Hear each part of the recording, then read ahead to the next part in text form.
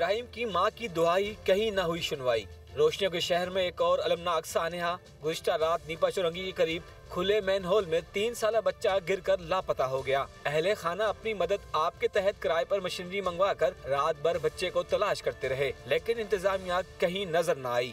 سارے محکموں کو، ان سارے اداروں کو فون کیا، ان کو سب کو یہ حال بتایا اور یہ تشویشناک جو صورتحال ہے اس کے بارے میں انہیں بتایا کہ بھئی ایسی صورتحال ہے، آپ اپنا اس کو فوری ریسکیو کریں۔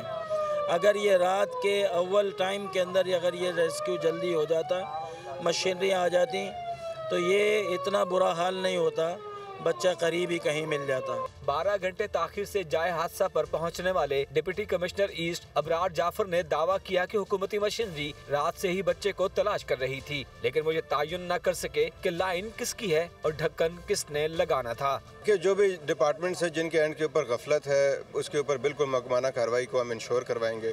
دوسرا ریسکیو آپریشن، جو ہماری ریسکیو کی ٹیمز تھی وہ تقریباً رات کو 11:15 بجے یہاں پہ موجود تھیں اور رات 11 بجے ان کا فل فلیج آپریشن چل رہا تھا۔ 3 سالہ ابراہیم کی نماز جنازہ شاہ فیصل کالونی میں ادا کی گئی۔ نماز جنازہ کے موقع پر ہر آنکھ اشکبار تھی۔ نماز جنازہ میں امیر جماعت اسلامی کراچی منم ظفر و دیگر سیاسی رہنماؤں سمیت شہریوں کی بڑی تعداد نے شرکت کی۔ ننھے ابراہیم کو آہوں اور سسکیوں کے ساتھ مقامی قبرستان میں سپرد خاک کر دیا گیا۔ کراچی میں رواں سال اب تک کھلے مین ہولز اور نالے 6 بچوں سمیت 25 افراد کی زندگیاں نگل چکے ہیں۔